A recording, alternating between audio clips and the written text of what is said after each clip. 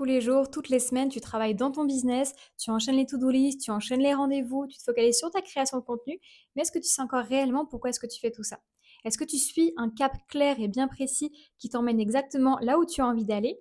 Ou est-ce que, comme beaucoup d'entrepreneurs déjà bien lancés, tu t'es laissé doucement glisser vers un automatisme qui est rassurant, où il y a des routines bien ancrées que tu ne remets même plus en question? Dans cet épisode, je t'embarque dans une remise à niveau pour raviver ta vision, redéfinir aussi des objectifs qui ont du sens pour les mois à venir. Bienvenue dans cette série Summer Reset, 5 semaines pour préparer une fin d'année super puissante. Si tu sens que tu stagnes, que tu t'éparpilles, que tes objectifs sont de plus en plus flous, voire te paraissent complètement inatteignables, alors tu as peut-être besoin d'un grand reset. Et quoi de mieux que l'été où tout le monde ralentit pour t'octroyer ce moment-là. On se retrouve chaque lundi pendant 5 semaines pour que je t'accompagne pas à pas dans ce reset. Et si jamais ce n'est pas encore fait, je t'invite à aller visionner les 3 premiers épisodes pour que tu puisses faire ton bilan stratégique, pour que tu puisses retravailler aussi sur ton mindset de leaduse et définir une stratégie de visibilité impactante pour créer un momentum dès cet été. Et bien sûr, tu peux aussi rejoindre la communauté de Summer Reset. Le lien est juste en dessous, ça te permettra de vivre cette aventure accompagnée, entourée aussi d'autres entrepreneurs aussi motivés et ambitieux que toi. Quand on lance son business et qu'on s'intéresse en plus de ça au développement personnel, en général, la première chose que l'on vient travailler, c'est sa vision. On sait que c'est ce qui nous donne une direction, c'est ce qui vient aussi nourrir la motivation, notre élan. Donc c'est par là, en fait, qu'on commence à écrire notre histoire entrepreneuriale. Mais très vite, quand on est pris dans le quotidien, qu'on a nos petites habitudes, nos routines de tâches qu'on fait tout le temps de la même manière, etc., etc., eh bien, on glisse tout doucement vers le mode pilote automatique. Et du coup, on continue de faire, faire, faire, parce qu'on a toujours fait comme ça. Mais petit à petit, on commence à en perdre le sens. On en perd le pourquoi du comment, on en perd l'objectif, le but de toutes ces actions-là. Et c'est là que petit à petit, le flou s'installe et qu'en fait, notre cap, il est de moins en moins clair, de moins en moins précis.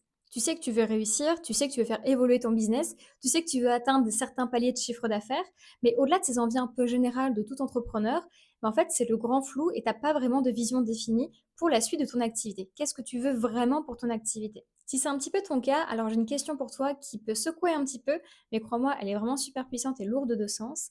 Ça va être de si tu continues de faire exactement ce que tu fais aujourd'hui dans ton business, à quoi est-ce qu'il ressemblera dans 10 ans? Vers quelle évolution naturelle il va aller? Visualise-le, sincèrement. Et est-ce que cette projection-là, cette visualisation-là, elle te plaît? Est-ce qu'elle te met en joie? Est-ce qu'elle est attrayante? Ou est-ce que c'est finalement plutôt fade, voire carrément décourageant pour je ne sais quelle raison? Et justement, si ça te fait pas rêver, c'est que tout ce que tu fais aujourd'hui mérite un petit réajustement. Et on va même aller plus loin par rapport à cette projection-là. Qu'est-ce qui ne te plaît pas spécialement dedans? Ce sera des bonnes pistes pour remonter le fil et voir ce que tu peux modifier. Par exemple, tu pourrais te rendre compte que dans 10 ans, si tu continues de faire exactement ce que tu fais aujourd'hui, eh ben, tu te rendras compte que tu seras complètement dépendante à la merci des réseaux sociaux, de ta création de contenu, des algorithmes, parce que dès aujourd'hui, en fait, c'est exactement ce sur quoi tu mets ton focus, plutôt de travailler sur des bases vraiment solides de ton business. Donc tout repose sur la visibilité et donc tu vas devenir esclave finalement de ces fonctionnements-là.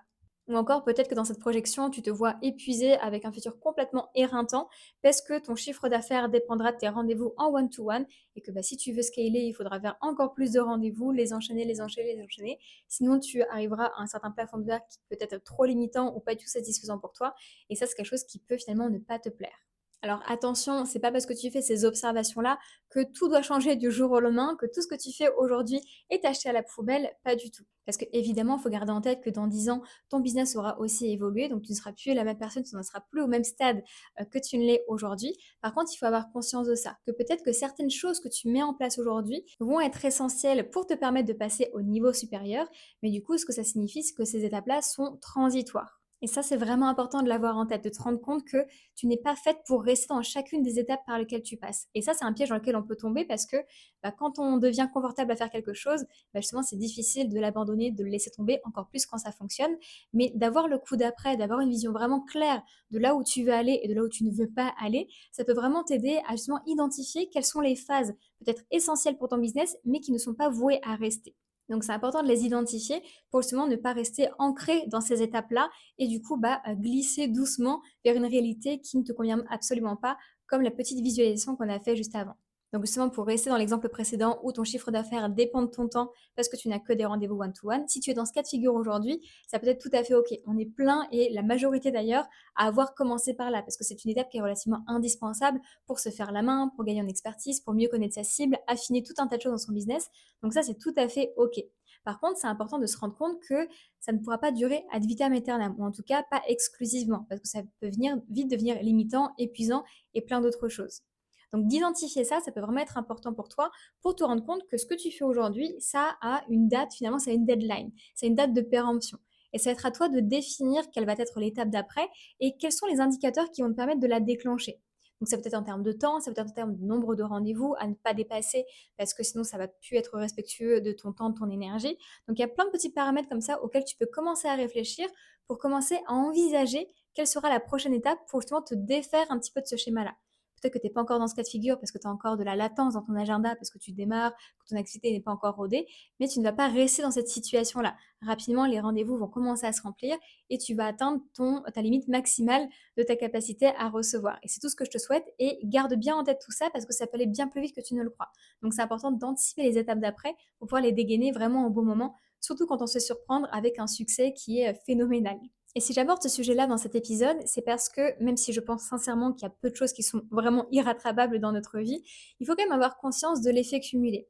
Dans le sens où ta réalité dans 10 ans, finalement, elle dépend des choix et des actions que tu vas prendre dès aujourd'hui. Et c'est avec l'effet cumulé que ça va grandir, grandir et donner finalement la résultante et la réalité dans 10 ans, cette projection que tu as pu commencer à entrevoir, tu vois. Donc si cette projection dans 10 ans ne te convient pas en entièreté, bah, c'est important de noter en fait ce qui fait que tu vas aboutir à cette réalité-là pour commencer dès à présent à noter les axes de modification pour changer de trajectoire et la réaligner dans le bon sens. Et c'est à ça que ça sert d'avoir une vision. C'est ce qui va nous donner une direction pour ensuite aligner les bonnes actions en conséquence. Petit disclaimer cependant, même si une vision peut être ambitieuse, c'est pour ça qu'on est là, c'est ce que j'encourage à travers cette série, ce podcast, auprès de mes clientes, etc. Pour moi, il faut quand même faire attention à ne pas avoir une vision qui soit non plus utopique. Parce que sinon, pour moi, c'est le meilleur moyen d'avoir une vision qui nous fait rêver et qui nous fait même carrément fantasmer, mais du coup, une vision à laquelle on ne croit pas vraiment. Et ça, pour moi, ça peut vraiment être dramatique parce que même si je crois dans une certaine mesure au fake it until you make it, je pense que ça a quand même ses limites et que si tu n'y crois pas, au fond de toi, si au fond de toi tu te dis que c'est pas possible, que c'est inatteignable, quelque part tu vas manifester cette réalité-là en sabotant finalement tes actions, tes prises de décision, en mettant en place des actions qui vont te prouver que ce n'est pas possible et que c'est inatteignable. Donc pour moi, ça peut être complètement contre-productif de viser beaucoup trop haut si ça te paraît déraisonnable. Donc c'est pas évident, hein, parce qu'il faut trouver pour moi le juste milieu entre ce qui est réaliste, raisonnable d'une certaine manière, et ce qui est comme suffisamment ambitieux pour nous tirer vers le haut et nous prouver en fait qu'on est capable de bien plus que le minimum. Mais pour moi, je pense que d'aller vers quelque chose de beaucoup trop stratosphérique, ça peut être complètement contre-productif. Un exemple tout bête, mais si aujourd'hui je fais 200 euros de chiffre d'affaires par mois, me dire que d'ici 2025, je vais viser le million avec mon entreprise, je pense que là, on est dans l'utopie et que ça ne va pas tellement me motiver à mettre les actions en place parce que quelque part au fond de moi, j'ai la certitude que c'est impossible. Ça ne veut pas dire que ça l'est véritablement, peut-être qu'on peut avoir des bonnes surprises, mais je pense qu'il y a un entre-deux à trouver qui soit beaucoup plus motivant et qui soit tout de même challengeant pour tirer le meilleur de moi-même, mais pas de me mettre dans cette espèce de fantasme qui fait que je ne passe pas à l'action parce que c'est irréaliste pour moi, quoi. Et vraiment, pour moi, ce juste milieu-là, je pense que c'est ce qui distingue les entrepreneurs ambitieux qui réussissent vraiment, vraiment, et les entrepreneurs qui décollent vraiment jamais parce qu'ils sont perdus finalement dans cette utopie-là et ne passent jamais vraiment à l'action parce que c'est trop déraisonné pour eux. Bref, ça c'était une petite aparté sur quelque chose qui est très personnel, vous en faites absolument ce que vous voulez, vous n'êtes pas obligé d'être d'accord avec moi, mais on va revenir à notre vision. Comme d'habitude, même si ça va se rejoindre sur plein d'aspects, on va diviser l'exercice suivant pour définir votre vision en deux catégories avec le côté perso d'un côté et le côté pro de l'autre. On va commencer donc avec le côté perso. Si tu te projettes d'ici la fin de l'année 2025, donc dans quelques mois, qu'est-ce que tu as envie d'avoir accompli d'ici là? Qu'est-ce que tu as envie d'avoir vécu? Est-ce qu'il y a des changements que tu as envie de mettre en place, des projets qui te tiennent vraiment à cœur? Aussi, est-ce que ces visions-là et ces aspirations peuvent avoir un impact sur ton business, sur ta capacité à travailler ou sur le temps à y allouer, par exemple? Si tu dis que tu veux reprendre une routine sportive, bon, avec une bonne organisation, il y a peu de risques que ça impacte vraiment, vraiment ta capacité à travailler. Ça va pas te prendre tant de temps que ça sur ta semaine au point de manger, de rogner du temps sur ta routine de travail. Et encore, ça peut avoir effectivement un impact, mais il sera plutôt positif parce que tu vas avoir une meilleure santé mentale, une meilleure aussi capacité de récupération, de concentration. Tu vas aussi avoir peut-être un meilleur sommeil, etc., etc. Mais du coup, ça, c'est des petits impacts qui vont bonifier finalement ta capacité à travailler, mais c'est pas quelque chose qui va t'empêcher d'allouer du temps à la partie business. À l'inverse, si tu as comme gros projet d'avoir un gros voyage, par exemple, à la fin de l'année, ou si tu projettes de déménager parce que tu veux absolument changer d'environnement de vie, là, tu te doutes bien que oui, ça va avoir un véritable impact au niveau du temps de travail qui va te rester, parce que ça va être des projets assez prenants. Donc ça à prendre en considération aussi, juste pour te rendre compte que ça va avoir un impact et que du coup, tu ne sois pas dans une illusion de vouloir avoir plein d'objectifs professionnels si concrètement, tu n'as pas suffisamment de temps à y allouer. Encore une fois, on est ambitieux, mais on reste lucide. Donc s'il y a ce genre de cas, de projet qui se présente dans ta vie personnelle, fais attention à ne pas mettre la barre trop haut au niveau des objectifs professionnels parce que tu risques de du coup toi-même te mettre en situation d'échec. Ou alors si tu as des objectifs hauts, veille à avoir la capacité d'anticiper pour que tout ça puisse se mettre en place malgré un planning un petit peu chamboulé côté perso. Justement, on va se pencher maintenant sur le côté professionnel. Où est-ce que tu veux emmener ton business d'ici décembre 2025? Dans quelle direction est-ce que tu aimerais le voir évoluer? Et même question que pour le perso, qu'est-ce que tu aurais envie d'accomplir dans ton business, dans ton activité? Qu'est-ce que tu as envie de vivre avec ton activité dans les prochains mois? Prends bien note de tout ça. Au moment où tu visionneras cet épisode-là, il nous reste à peu près 5 mois dans l'année.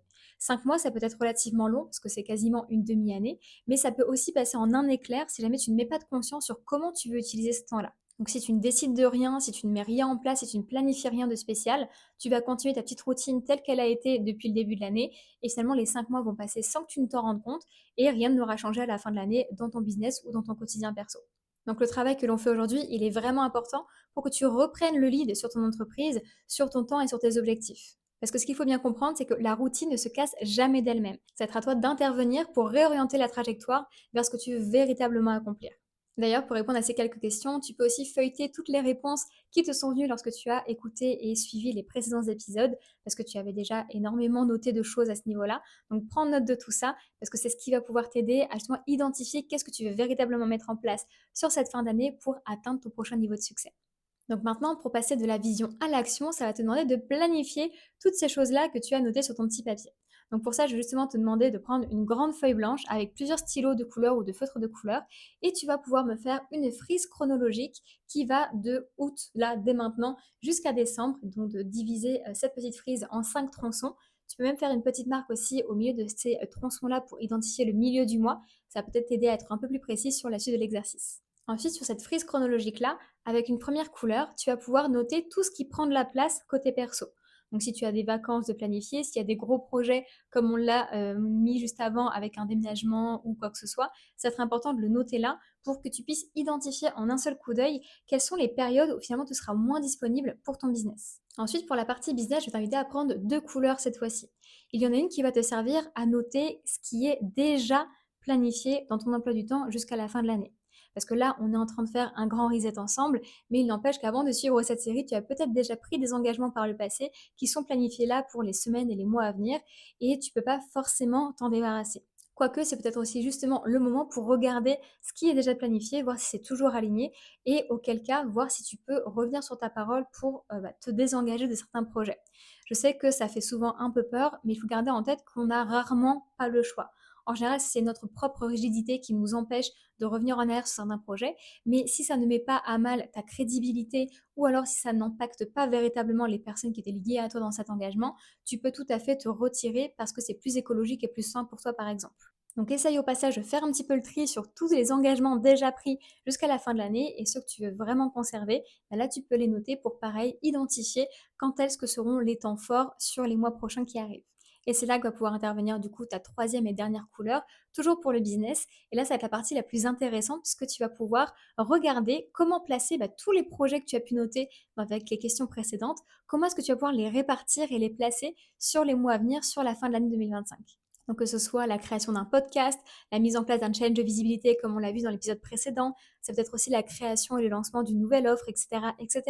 Tout ça, c'est des projets qui me prennent quand même pas mal de temps, sur lesquels tu vas devoir te focaliser pendant un certain temps. Donc il faut que tu puisses savoir quand est-ce que tu vas pouvoir te poser concrètement sur ces projets-là pour les lancer, les initier tout du moins. Que ce soit la mise en place d'un podcast, la création d'un challenge de visibilité comme on a pu le voir dans l'épisode précédent, ça peut être aussi le lancement ou la création d'une nouvelle offre, etc., etc.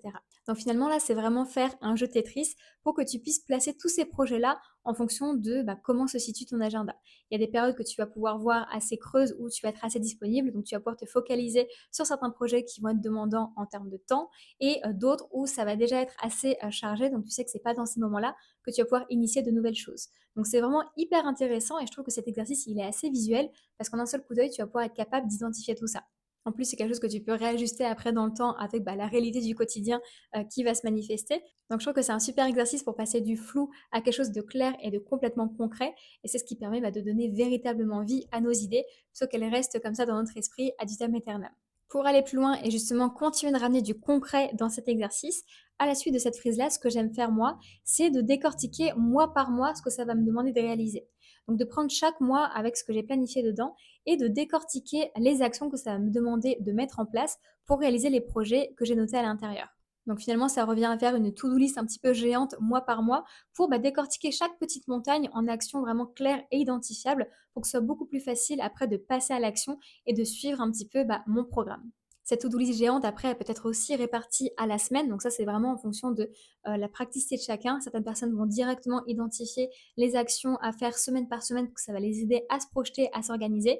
D'autres vont simplement voir au jour le jour et piocher finalement dans cette to-do list géante. Ça, c'est à vous de voir comment vous fonctionnez. En tout cas, ça vous permet vraiment d'identifier ce qu'il y a à faire et du coup de ne pas rester dans le flou et un projet un petit peu vague comme ça, grand, mais qui veut rien dire derrière. Là, vous pouvez dès à présent commencer à décortiquer les différentes étapes et les différentes tâches à faire pour être sûr que ce projet voit vraiment le jour. Donc avec tout ça, tu auras vraiment une belle vision de la fin de ton année, mais aussi de son évolution pour que tu puisses suivre un petit peu tes avancées. Et ça, c'est vraiment hyper encourageant, hyper motivant, et ça permet vraiment, comme je disais, de réajuster les choses en cours de route pour simplement que tu puisses être modulable avec toi-même, mais pas pour repousser au lendemain tous ces projets qui tiennent vraiment à cœur. Et enfin, il y a une dimension qu'on n'a pas encore trop abordée pour affiner le choix de ces objectifs-là, c'est l'aspect financier. Quand on est entrepreneur, il y a une réalité financière qu'on ne peut pas ignorer. Il y a une vision aussi du prévisionnel qui peut être à prévoir pour s'organiser correctement. Et ça, c'est un point que je nous réserve pour l'épisode de la semaine prochaine, qui sera d'ailleurs le cinquième et dernier épisode de la série Summer Reset. Donc n'hésite pas à t'abonner pour être sûr de ne pas le louper, parce que je t'assure qu'il est vraiment hyper pépite et complémentaire avec tout ce qu'on a fait jusqu'à aujourd'hui. Donc c'est vraiment important que tu ne le loupes pas. Donc j'espère vraiment que cet épisode t'a plu et qu'il te permet d'y voir un peu plus clair et surtout d'avoir pris de la hauteur, de remettre de l'intentionnalité dans ton activité pour reprendre le lead sur ce que tu vas vraiment concrétiser pour la fin d'année 2025. Donc si tu veux cartonner ces 5 prochains mois, ça ne s'improvise pas, c'est à toi de te réapproprier ton pouvoir entrepreneurial et à te faire confiance aussi dans tes capacités à tout déchirer. Donc je compte vraiment sur toi pour ça. Sur ce, il ne me reste plus qu'à t'inviter à nous rejoindre encore une fois sur la communauté de Summer Reset pour nous partager à toute cette grande vision que tu as et ces nouveaux projets que tu vas mettre en place. On sera toutes là pour t'encourager et pour se soutenir mutuellement les unes les autres. Aussi, je t'invite comme d'habitude à partager cet épisode, que ce soit sur tes réseaux sociaux ou à tes business friends pour en faire profiter un plus grand nombre. Et moi, je te dis à lundi prochain pour le prochain épisode. Bye!